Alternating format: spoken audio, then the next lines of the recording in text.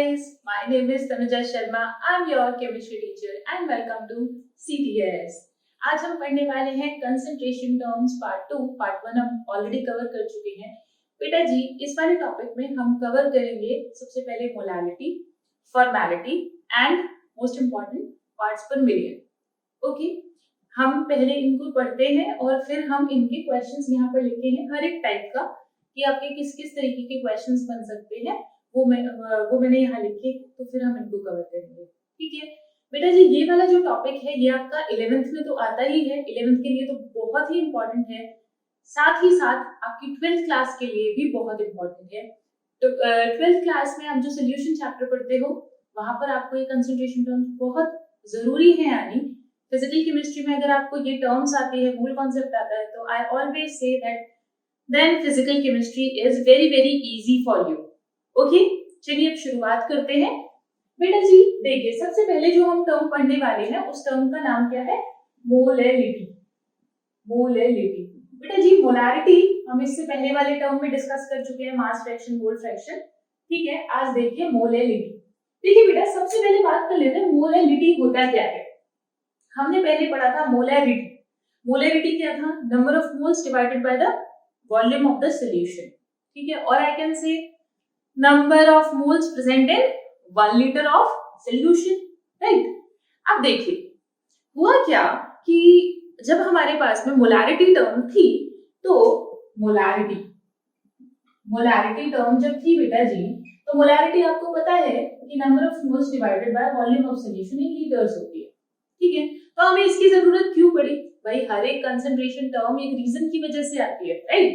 ऐसा तो नहीं है कि बस बनाते जाओ, है ना। तो इसका रीजन क्या था, इसे समझते हैं। देखो बेटा, सबसे पहले ये समझो कि जब वॉल्यूम आप यहाँ पर यूज कर रहे हो और नंबर ऑफ मोल्स है, तो आप एक बात बताइए, अगर मान लीजिए टेम्परेचर इंक्रीज होता है तो जो वॉल्यूम है वो तो डिफरेंट हो जाएगा ना। और अगर वॉल्यूम डिफरेंट होगा तो इंक्रीज टेम्परेचर पर मोलैलिटी भी क्या हो जाएगी? डिफरेंट हो जाएगी, राइट। इसीलिए हमें एक ऐसा कॉन्सेप्ट चाहिए था, एक ऐसी कंसंट्रेशन टर्म चाहिए थी which should be temperature independent. Okay, so this is temperature dependent. ये temperature dependent होता है और dependent, और इसी temperature dependency की वजह से हमारी जो स्टॉक सोल्यूशन होता है बेटा जी, स्टॉक सोल्यूशन होता है जिसकी मोलारिटी ज्यादा होती है, ठीक है, स्टॉक करके रखते हैं। ये जब आप एक्सपेरिमेंट करेंगे तो आपको स्टॉक सोल्यूशन के बारे में बताया जाएगा, पूरा स्टॉक सोल्यूशन है, और टाइट्रेशन के अंदर ये सब पढ़ेंगे हम, और उसको हम अलग से भी कवर करेंगे। चलो आते हैं वापस से। देखो बेटा जी, तो टेम्परेचर डिपेंडेंसी की वजह से, इसकी टेम्परेचर डिपेंडेंसी की वजह से वॉल्यूम चेंज हो जाता है, और जिसकी वजह से हमें एक नए कंसंट्रेशन टर्म की जरूरत पड़ेगी, and that would B, yes, that would B molality. ठीक है, ये रिटी है और ये लिटी है, भूलेंगे नहीं, डिफरेंस नहीं भूलेंगे। इसको कैपिटल एम से दिखाते हैं, इसको स्मॉल एम से दिखाते हैं। बाद में आई है ना मोलैलिटी, है ना, इसकी वजह से बाद में ली गई है मोलैलिटी। चलिए स्मॉल एम से दिखाते हैं। अब मैंने आपको हमेशा में आपको एक चीज बोलती हूँ बेटा जी, अगर किसी भी चीज के स्टार्ट में मोल आ गया, मोलैलिटी, तो नंबर ऑफ मोल्स जरूर से यूज होंगे। ठीक है, तो यहाँ पर मुझे पता चल रहा है कि मोलैलिटी जो हुआ, तो मोलैलिटी बराबर क्या हो जाएगा?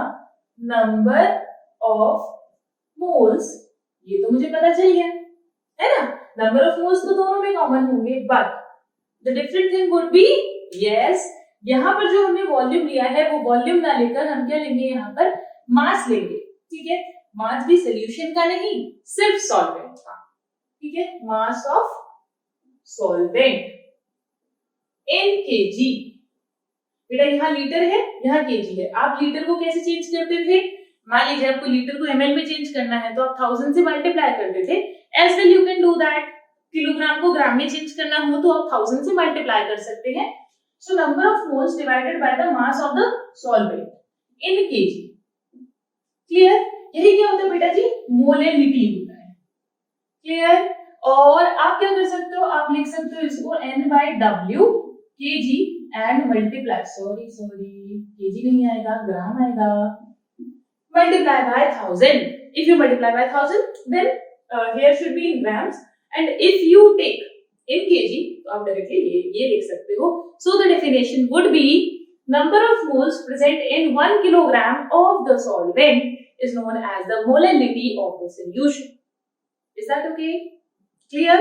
Okay, good. तो फटाफट से हम क्वेश्चंस बनाते हैं बेटा जी. सबसे पहले हम एक बेसिक क्वेश्चन लेंगे, which is your third question. देखिए, 2.5 moles of यूरिया. यूरिया का 2.5 मोल गिवन है, और यूरिया क्या होता है बेटा जी? NH2CO NH2, first organic compound, जिसको हमने किसमें बनाया था? लैब में बनाया था. याद करिए, 11th क्लास. ओके, अरे 11th क्लास में पढ़ते हैं ना ऑर्गेनिक प्रिंसिपल्स एंड टेक्निक्स में. देखिए, तो ये हमने बनाया. अब बेटा जी इसका जो मोलर मास होता है, वो मोलर मास जब आप कैलकुलेट करेंगे तो मैं बता देती हूँ, that would be come out to be 60. Okay, 60 आएगा. 75 ग्राम ऑफ सॉल्वेंट में हमने इसको डिसॉल्व किया. तो जब डिसॉल्व करेंगे तो वो आपसे मोलैलिटी पूछ रहा है. ओके, तो हमें क्या निकालना है? मोलैलिटी को हटा देते हैं थोड़ी देर के लिए, यहां से हटा दिया. रीजन आपको क्लियर हो गया ना, मोलैलिटी क्यों लेकर आए थे? क्लियर? चलो अब आगे आते हैं बेटा जी. हमारे पास ये गिवन है, ये गिवन है, मोलैलिटी निकालना है. तो रख दे फटाफट से. m बराबर नंबर ऑफ मोल्स निकालेंगे. Number of moles would be 2.5 divided by 60. Number of moles given mass upon molar mass. ठीक है, तो नंबर ऑफ मोल्स बराबर क्या होता है? Given mass upon molar mass. Given mass कितना है? 2.5. 2.5. मोलर मास कितना है? 60. तो ये क्या आ गया बेटा जी? Number of moles of urea आ गए. ओके, तो मैंने लिख दिया 2.5 by 60. Now you need to divide by 75. आप 75 से आप इसको डिवाइड कर दीजिए. ठीक है, क्या लिखा है? ग्राम्स में.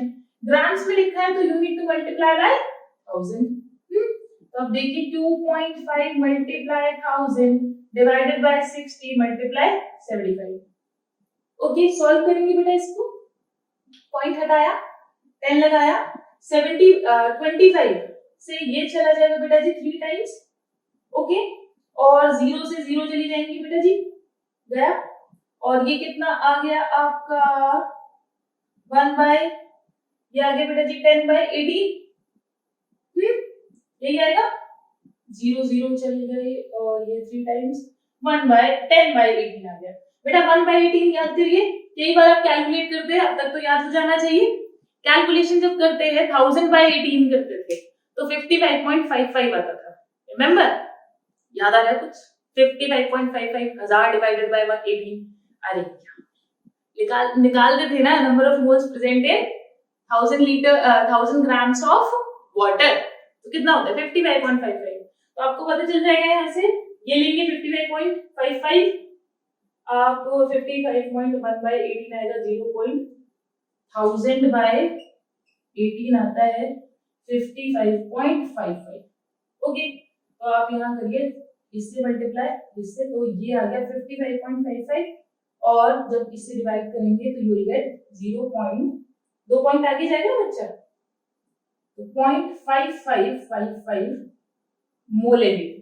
मोलल, जो मोलल होगा उसको किससे दिखाएंगे? स्मॉल एम से. क्लियर? समझ में आ गया? जल्दी बताओ. 0.55. चलो आगे चलते हैं. ये हो गया हमारा ये वाला क्वेश्चन डन. इसको हमने कर लिया. अब आते हैं बेटा जी हमारे नेक्स्ट क्वेश्चन पर. मोलैलिटी के 3 सवाल है, फिर ये फॉर्मेलिटी के है, and this is for ppm. चलो स्टार्ट करते हैं. देखना बेटा जी, नेक्स्ट क्वेश्चन जो है, हम ये सेकंड वाला क्वेश्चन लेंगे. ठीक है, सबसे आसान क्वेश्चन हम लास्ट में लेंगे. सबसे ऊपर वाला जो है वो सबसे इजी है. चलो अब आगे चलते हैं. बेटा बोला है क्वेश्चन नंबर 2 के अंदर, the density of 3 molar solution. Capital M से लिखा है तो मतलब मोलर है.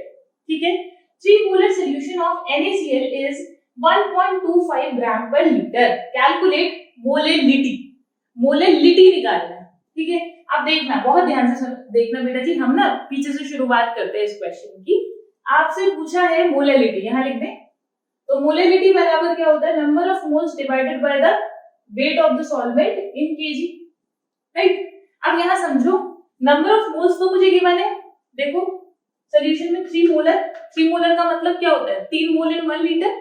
3 मोलर का मतलब क्या है? 3 मोलर का मतलब है 3 मोल्स इन 1 लीटर। इसको हटा दें, इसको हटा देते हैं, ठीक है, वही लिख देते हैं, इसको सिंप्लीफाई करके। बेटा जी केमिस्ट्री में ना लैंग्वेज समझना इज वेरी इंपॉर्टेंट। अगर आपको उसकी लैंग्वेज समझ आ रही है तो आपको सवाल का ना मतलब ऐसे समझिए सोच समझ आ जाएगी कि एक्चुअली सवाल में पूछना क्या चाह रहा है, ठीक है। तो सबसे इंपॉर्टेंट होता है सवाल की सोल को समझना, उसकी भाषा को, उसकी लैंग्वेज को समझना। जितनी जल्दी आप उसकी लैंग्वेज को डिकोड कर लोगे उतना अच्छा होगा और उतना ज्यादा स्पीड आपकी बन जाएगी क्वेश्चंस को लेकर, ठीक है। देखो तो जैसे ही आप सवाल को पढ़ो तो आपके दिमाग में एकदम से स्ट्राइक होना चाहिए पहली लाइन से मुझे क्या मिला। अब देखिएगा बेटा जी density of 3 molar solution. 3 molar का मतलब 3 मोल्स इन 1 लीटर। चलिए मुझे इससे ये पता चला, इतनी सी बात से ये पता चला। फिर उसने कहा डेंसिटी इतनी है, डेंसिटी पता चल गई 1.25 ग्राम पर ml। ओके डेंसिटी पता चल गई कंप्लीट सॉल्यूशन की, यानी कि नमक को डालने के बाद में जब मैंने नमक को पानी में डाल दिया और एक एक्वस सॉल्यूशन बना दिया तो उसकी डेंसिटी क्या हो गई? सिर्फ वाटर की क्या होती है 1 ग्राम पर ml। तो 1 से चेंज हो गई, कितनी होगी 1.25 ग्राम पर ml।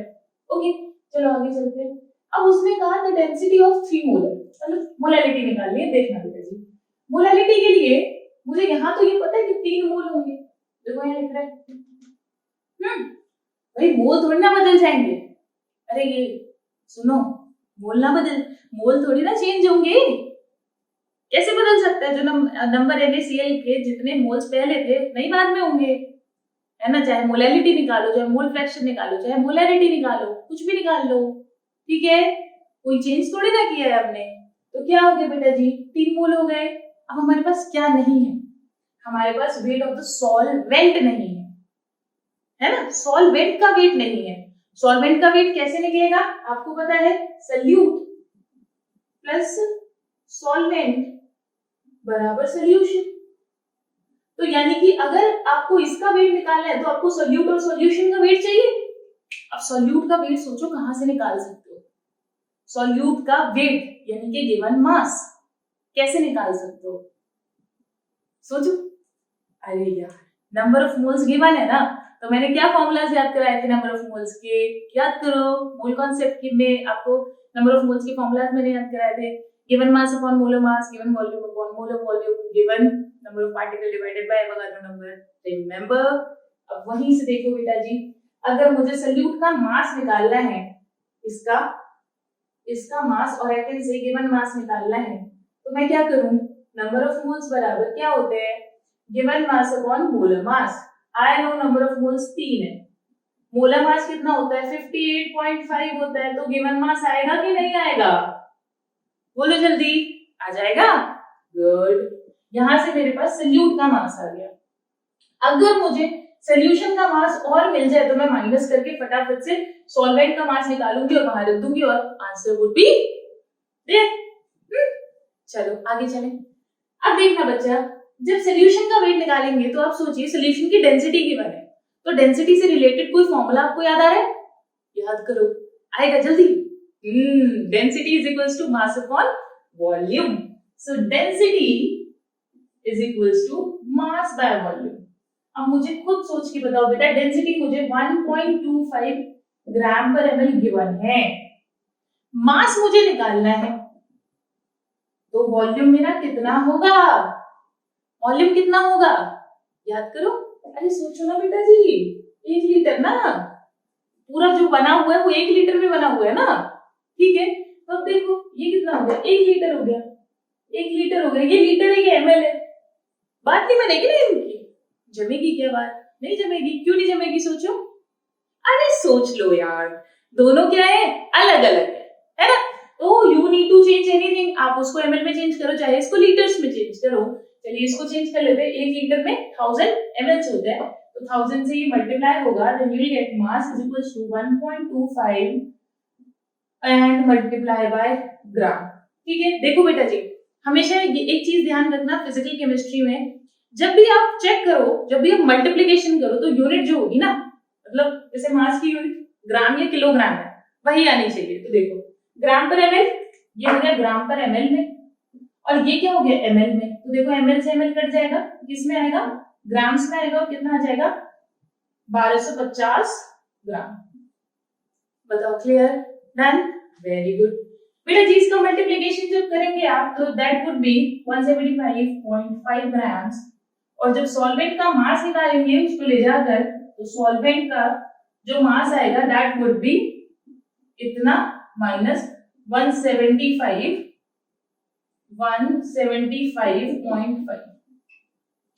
जब आप बेटा जी इसको सब्ट्रैक्ट करोगे तो यू विल गेट, आप यहां कर सकते हैं 10 5, ठीक है, यहाँ 9 4 बचेगा, ठीक है, यहाँ 4 कितना बचेगा 7, और यहाँ बचेगा आपका 0, ठीक है, यू विल गेट इतना ग्राम। और अब सिंपल है बेटा जी, जाएंगे हम तो मोलैलिटी बराबर number of moles would be 3 divided by इतना ग्राम्स में, और मल्टीप्लाई क्या कर देंगे बेटा जी, क्योंकि ग्राम्स में तो you need to change it, तो आप यहाँ पर 1000 से मल्टीप्लाई कर देंगे, और 1000 से मल्टीप्लाई करने पर आपका जो मोलैलिटी है वो आ जाएगी। बताओ इतनी बात समझ आ गई।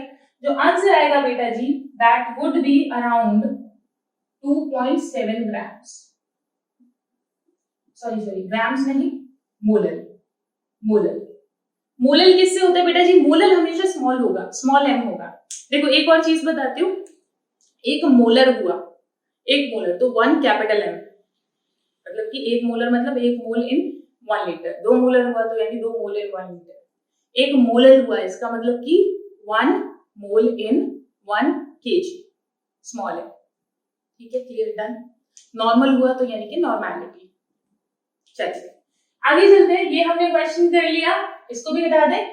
आई होप ये क्वेश्चन आपको क्लियर हो गया होगा, क्योंकि बेटा जी इस टाइप का जो सवाल है बस डेटा चेंज कर देगा, डेटा चेंज करने के बाद में ये क्वेश्चन आपसे H2SO4 के लिए भी करा सकता है, ठीक है। तो आपको बस ये चीजें नहीं भूलनी, आपको रूट नहीं भूलना कि क्वेश्चन का रूट क्या है, क्वेश्चन का प्रोसेस क्या है, ठीक है, अदरवाइज आप क्वेश्चन आराम से कर लोगे, ठीक है। चलिए, और क्वेश्चन की शुरुआत, किसी भी न्यूमेरिकल की शुरुआत आप क्या करो, आप लास्ट चीज से देखो कि मोलैलिटी अगर ये निकालना है तो मुझे क्या क्या गिवन है और मेरे पास क्या क्या नहीं है, तो आपको करना बहुत आसान हो जाएगा, राइट। चलिए अब आगे चलते हैं बेटा जी। थर्ड क्वेश्चन आप लोगों के लिए है, मैं सिर्फ आपको एक इक्वेशन बनाकर मतलब बता दूंगी, आप एक काम करिए, आप खुद ट्राई करिए, वीडियो पॉज करिए, खुद ट्राई करिए, और मैं तो कराऊंगी ही, नहीं होगा तो चलो कर।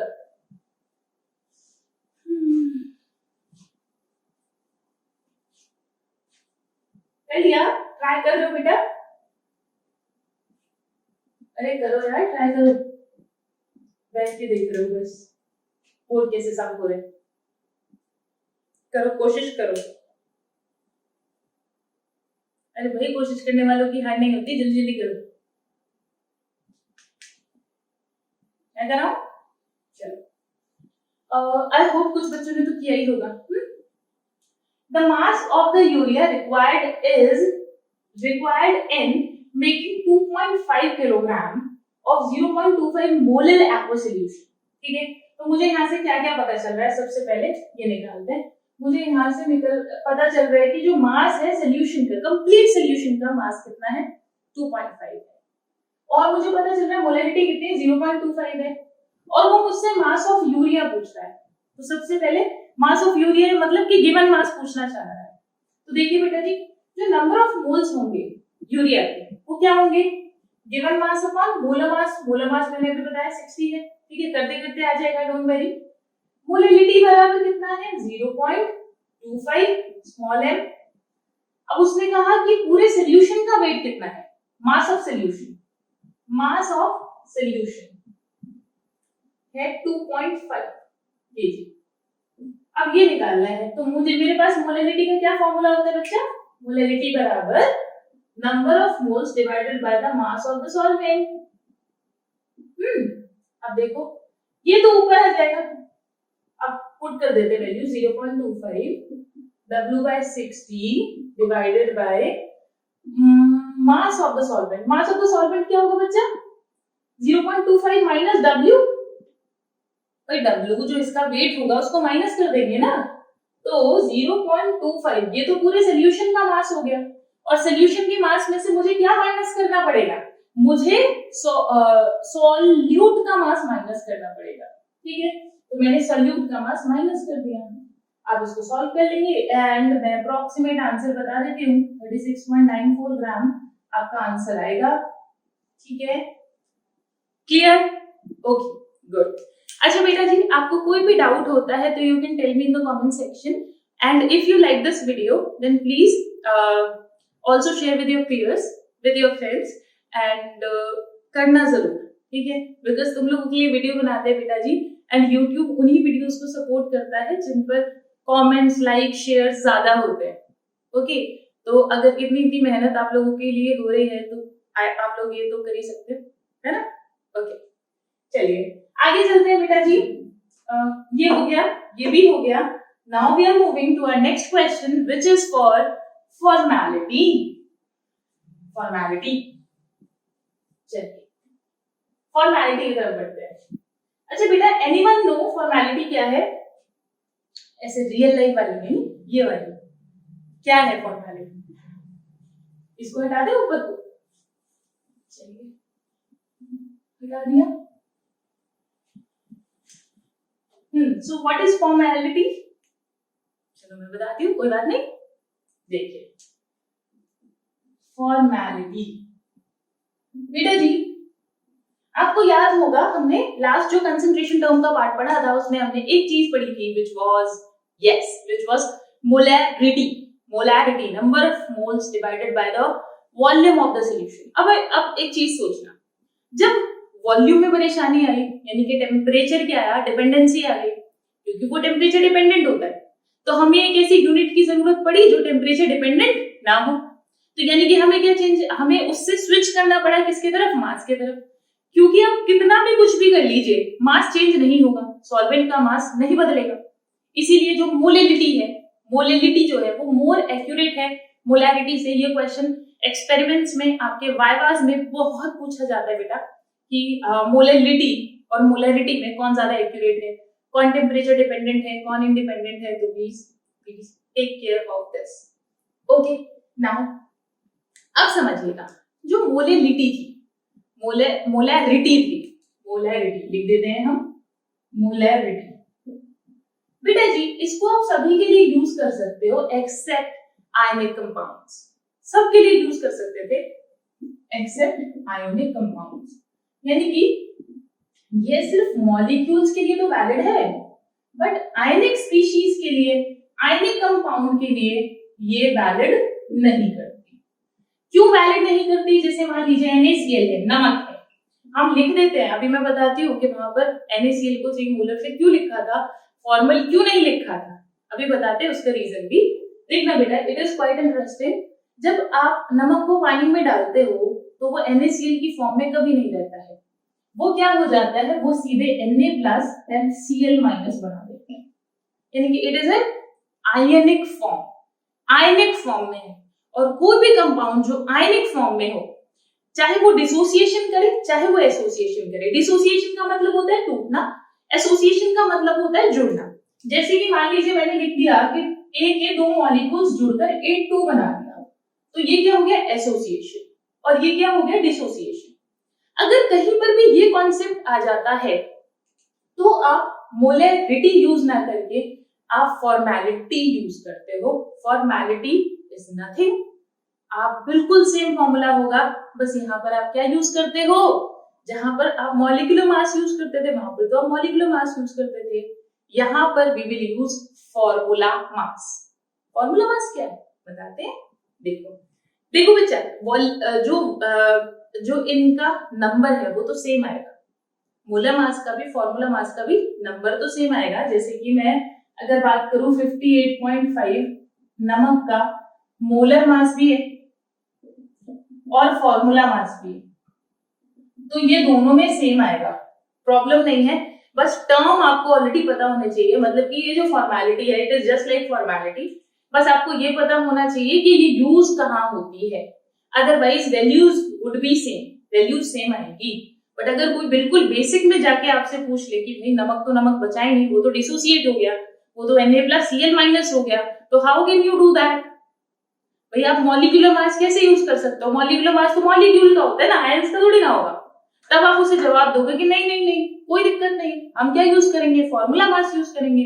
बट जब आप कैलकुलेट करोगे इसका 35.5, इसका 35.5, इसका 23, जब आप कैलकुलेट करोगे बेटा जी, यू विल गेट 58.5। आपको मिलना रिजल्ट वही है, बस आपको पाथ चेंज करना है, पहुंचना वही है, बस पाथ चेंज कर देंगे। क्लियर? यानी कि मोलैरिटी और फॉर्मेलिटी में एक ही फर्क है कि formality is for ionic species and this is for molecular species. Values दोनों से सेम आएंगी, इसीलिए जनरली क्या होता है कि आप दोनों को सेम ही मान लेते हो। बट अगर कोई आपसे पूछना चाहे, वो आपसे बेसिक पूछना चाहे, तो you need to remember it. Okay, answer same आएगा, सब कुछ सेम आएगा, but you need to remember it कि फॉर्मेलिटी कहाँ यूज होती है। अगेन जो आपके एग्जामिनर्स हैं वो आपको वाइवा में ये सारी चीजें पूछ सकते हैं, और ये तो बेसिक है, बिल्कुल इतना तो आपको आना चाहिए। चलिए आगे, चलिए क्लियर करते हैं बेटा जी। तो लिखवाना है इसको, लिख लीजिए। Formula formality is in the case of ionic species like NaCl, Na2CO3, NaCl, Na2CO3 और benzoic acid। लिख लेंगे बच्चे, इनमें फॉर्मेलिटी को हम यूज करते हैं। And formula mass is sum of atomic mass. लिख लेंगे बेटा जी, फॉर्मूला मास बराबर क्या हो गया, सम ऑफ एटॉमिक मास हो गया। जैसे अभी मैंने बताया जो नमक होगा, आपको पता है जब आप नमक का कैलकुलेट करते हैं मॉलिक्यूलर फॉर्म में, तो 23 प्लस 35.5 कितना आया, 58.5 ग्राम आया, राइट। लेकिन जब नमक को आप पानी में डालने के बाद में क्या होगा बेटा जी, नमक टूट जाएगा Na+Cl- में। सो इसका वेट कितना होगा 23 और इसका वेट कितना होगा 35.5। अगेन जब आप इनको जोड़ोगे you will get your answer C. Am I clear to you? चलिए बेटा जी, एसोसिएशन में ऐसा नहीं होगा, है ना, वो हम सवाल मैंने लिया है एक डिफरेंट तरीके का क्वेश्चन, इसीलिए ताकि आपके कॉन्सेप्ट क्लियर हो सके। चलो आगे चलते हैं बेटा, देखना ये बात इतनी क्लियर हो गई। फॉर्मेलिटी है, मैं फॉर्मूला में लिख देती हूँ। फॉर्मेलिटी जो होगी बेटा जी, जैसे हम नॉर्मेलिटी में करते थे ना, सॉरी नॉर्मेलिटी नहीं, मोलैरिटी में करते थे कैपिटल में, क्या होता था, number of moles divided by the volume of the solution in litres. ये भी वही है, बिल्कुल बिल्कुल वही है, लेकिन यहाँ पर जो नंबर ऑफ मोल्स निकलते थे वो क्या होता था, वो होता था given mass upon molar mass. अब ये भी यही होगा, number of moles divided by the volume of the solution in litres, but यहाँ पर जो नंबर ऑफ मोल्स निकलेंगे वो होगा given mass upon formula mass. Clear बेटा जी? डन। डिफरेंस समझ में आया? डिफरेंस सिर्फ नंबर ऑफ मोल्स निकालने में है, वो भी value would be same. Am I clear to you? Okay, चलिए आगे बढ़े। ओके, हम चलते हैं अपने नेक्स्ट क्वेश्चन पर। बेटा जी अगर कोई भी वीडियोस की रिक्वायरमेंट है और या फिर आपको लगता है कुछ और चाहिए या कोई कुछ इंप्रूव हो सकता है, तो you can tell me in the comment section. चलिए देखो बेटा जी, आखिरी सवाल की तरफ बढ़ते हुए, आखिरी से पहले 12.2 gram benzoic acid was dissolved in benzene. Benzoic acid लिया है मैंने। बेंजोइक एसिड क्या होता है बेटा जी, C6H5COOH। ये बेंजोइक एसिड होता है। अभी तुम ज्यादा इससे इंट्रोड्यूस नहीं हुए हो बेंजोइक एसिड से, बता देती हूँ, देखना C6H5COOH। बेटा जी इसको जब हम बेंजीन में डालते हैं, वो कहना चाह रहा है कि 12.5 gram benzoic acid was dissolved in benzene to prepare 1 liter solution of benzoic acid exists as dimer। यानी यहाँ क्या हो रहा है, डिसोसिएशन नहीं एसोसिएशन हो रहा है, यानी 2A मिलकर क्या बना देगा A2, ये होता है डाइमर। मान लीजिए 3 मॉलिक्यूल्स या 3 एटम्स मिलकर बना दे A3, तो इसको बोलेंगे हम ट्राइमर। एटम्स नहीं, मॉलिक्यूल्स। ठीक है बेटा जी, क्या बना देंगे, ट्राइमर, और 4 मिलके बना दे तो टेट्रामर, पेंटामर, हेक्सामर, मरमर। ठीक है, चलो आगे चलो। अब ये यही कहना चाह रहा है कि जो बेंजोइक एसिड है उसका गिवन मास तो मैंने लिया है 12.2 ग्राम। बेटा जी इसका जो मोलर मास होता है वो होता है 122, मैं बता देती हूँ आपको, 122 ग्राम होगा। अब उसने कहा कि इसका एसोसिएशन हो जाता है, बेंजीन में जब आप डालोगे ना तो ये ऐसा बन जाएगा C6H5COH का होल ट्वाइस, कुछ इस तरीके से। अब वो ये कहना चाह रहा है कि फॉर्मेलिटी बताइए और वॉल्यूम जो है वो 1 लीटर मुझे गिवन है। अब देखो बेटा जी, अब मुझे एक बात बताना, ये इसका मॉलिक्यूलर मास है ना? फॉर्मेलिटी बराबर क्या होगा, number of moles divided by the volume of the solution in litres, जो मोलारिटी का फॉर्मूला था। लेकिन इसका फॉर्मूला क्या होगा, given mass upon formula mass divided by the volume of the solution in litres. अब बेटा जी ये तो मेरा 1 है, ये मेरा 12.2 ग्राम है, मुझे ये बताओ फॉर्मूला मास कितना होगा, यानी कि ये डाइमर फॉर्म किया है ना, डाइमर फॉर्म कर रहा है, मोलर मास तो 122 है, लेकिन फॉर्मूला मास कितना होगा, इस केस में चेंज है, फॉर्मूला मास कितना होगा बेटा जी 2 है, तो डाइमर आ गया, 2 आ गया, यानी कि 122 मल्टीप्लाई 2, 122 मल्टीप्लाई, देखिए 12.2 divided by 122 multiply. Am I clear to you बेटा जी? क्या किया है हमने, ये बात समझ में आ गई? बस अब आप इसको कैलकुलेट कर लेंगे बेटा जी, इसको आप 10 कर दीजिए और ये कर जाएगा इसको। ठीक है, तो ये हो गया 0.5, भाई 1/2 कितना होता है 0.5, तो ये हो गया 0.0। डन, ये आ गई इसकी फॉर्मेलिटी। क्लियर? ओके, मैंने पहले ही बताया था डिसोसिएशन में तो सेम रहेगा लेकिन एसोसिएशन में चेंज हो जाएगा। तो फॉर्मेलिटी भी हमने डिस्कस कर लिया है बेटा जी। चलिए आगे बढ़ते हैं। फॉर्मेलिटी बेटा जी, फॉर्मेलिटी वाला ही टॉपिक है, जो जितना मैंने बताया that is more than sufficient. Okay, now we are on our least concentration term, last concentration term which is ppm, parts per molar, parts per million. मुझे बहुत प्यास लगी है तभी मैं गलत बोल दिया, तो प्यास लगी हो बहुत या फिर भूख लगी हो, 1 मिनट बेटा। चलिए आप क्वेश्चन देखिए बेटा जी। A sample of drinking water was found to be severely contaminated, ये वाला नहीं है, with chloroform, CaCl3 is chloroform, okay, and इसका मोलर मास कितना है, level of contamination is 15 ppm। बेटा जी ppm जो होता है that is parts per million. Okay, और हमें क्या करना है, इसको एक्सप्रेस करना है परसेंटेज बाय मास में और डिटरमाइन करना है इसका मोलैलिटी। सबसे पहले हम डिस्कस करते हैं ppm को।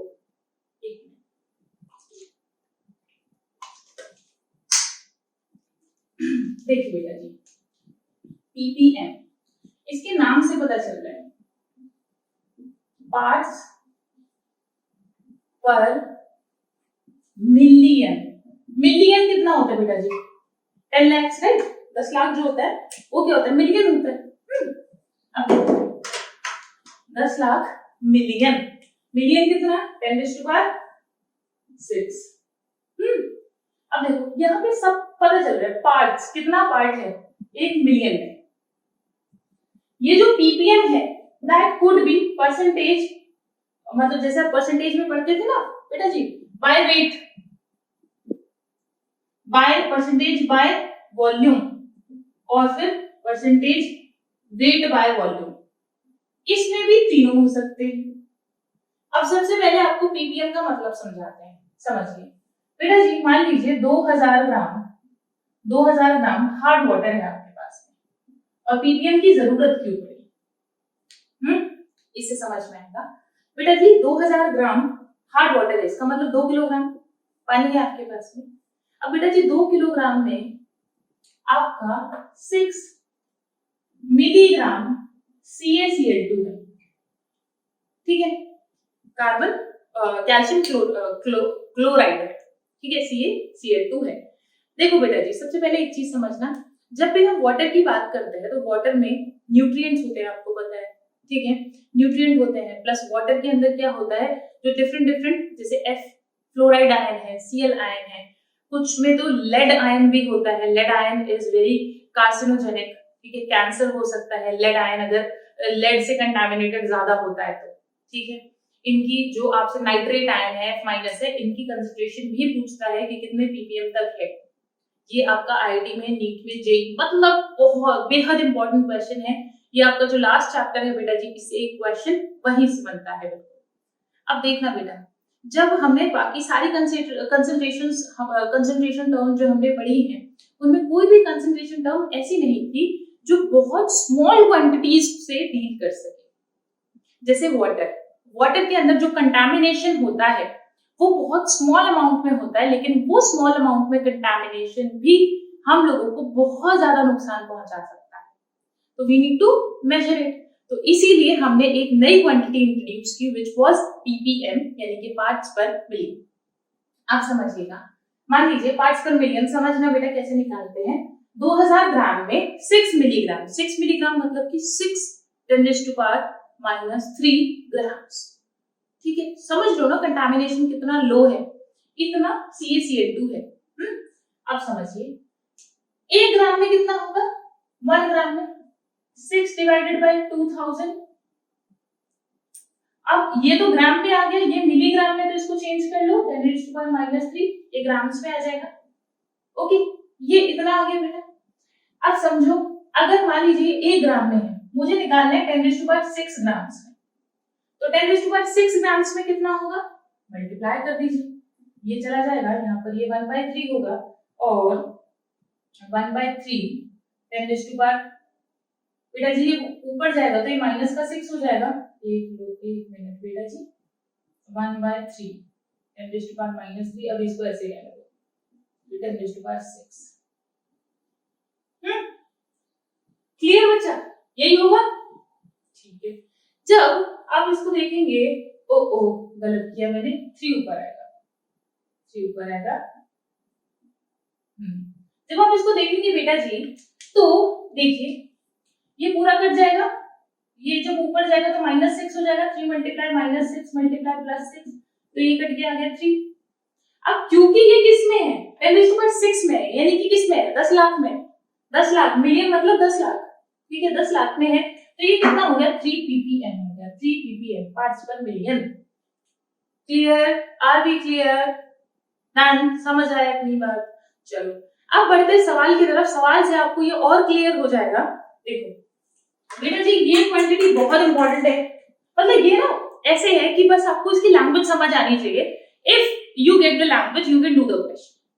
चलिए मैंने ये बताया परसेंटेज बाय वेट, तो ये कुछ नहीं होगा, जैसे आप निकालते थे ना weight of the solute divided by the weight of the solution multiply, जैसे पहले 100 होता था तो 100 के बजाय क्या हो जाएगा 10⁻6, यानी कि weight of solute divided by the, ठीक है, weight of solute divided by the weight of the solution multiply 10⁻6। यहाँ पर क्या होगा, volume of the solute divided by the volume of the solution, यहाँ लिख देती हूँ वेट ऑफ सॉल्यूशन मल्टीप्लाई 6, तो ये हो गया, ये दोनों ग्राम्स में है, ग्राम्स में लोगे वेट होगा। तो अगर परसेंटेज बाय वॉल्यूम लेना है तो बस यहाँ 100 जो पहले 100 से मल्टीप्लाई करते थे, जैसे मास परसेंट निकालते थे 100 से मल्टीप्लाई करते थे, उसकी जगह बस 10⁻6 आ जाएगा, दैट्स इट, बस इतना ही है। ओके चलो आगे चलते हैं, क्वेश्चन पे बढ़ते हैं। अब बेटा क्वेश्चन में बोला हुआ है अ सैंपल ऑफ ड्रिंकिंग वाटर, उसने बोला कंटामिनेशन, इसका कंटामिनेशन है, लेवल गिवन है कंटामिनेशन का कितना 15 ppm, 15 ppm, मतलब समझ लो ना इसको, समझना भी चाहिए, ठीक है, यानी कि कितना है 15 ग्राम है, कितने में 10⁻6 ग्राम्स में, 15 ग्राम है कितने में 10⁻6 ग्राम्स में, यही तो मतलब हुआ इसका 15 ppm का, 15 ppm का, 15 ppm का मतलब क्या हुआ 15 ग्राम इन 10⁻6 ग्राम्स हार्ड वाटर, ये हुआ बेटा इसका मतलब, बोलो समझ आई बात। चलिए आगे चलते हैं। उसने पूछा है सबसे पहले express in percentage by mass, percentage by mass इसको करते हैं, क्योंकि ये वाला क्वेश्चन काफी जगह आता है बेटा जी। ये वाला ऊपर वाला पार्ट पूछेगा या फिर नीचे वाला पूछेगा। देखिए 10⁻6 ग्राम में कितना है, 15 ग्राम।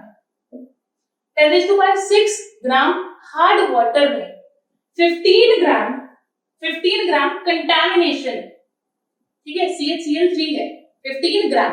क्लियर, अब समझना में 15 ग्राम पूरा लिखने की जरूरत तो नहीं है। 1 ग्राम में कितना होगा बेटा जी, 15/10⁻6। हमें कितने में निकालना है, हमें निकालना है परसेंटेज बाय मास। भाई परसेंटेज बाय मास क्या होता है, हाँ वही परसेंटेज माइनस 100 बाय मास का मतलब है कि ग्राम इसमें ही लेना है ना। तो वो क्या पूछना चाह रहा है, 100 ग्राम में कितना है, 100 में कितना है बेटा जी, इतना। तो कितना आ गया, 15 × 10⁻⁻⁴ और इसी को आप लिख सकते हो 1.5 10⁻⁻3। बताओ क्लियर बात, समझ आ गई इतनी बातें। Very good, question was not tough. अब आते सेकंड पॉइंट पर, determine molality of CaCl3 in water.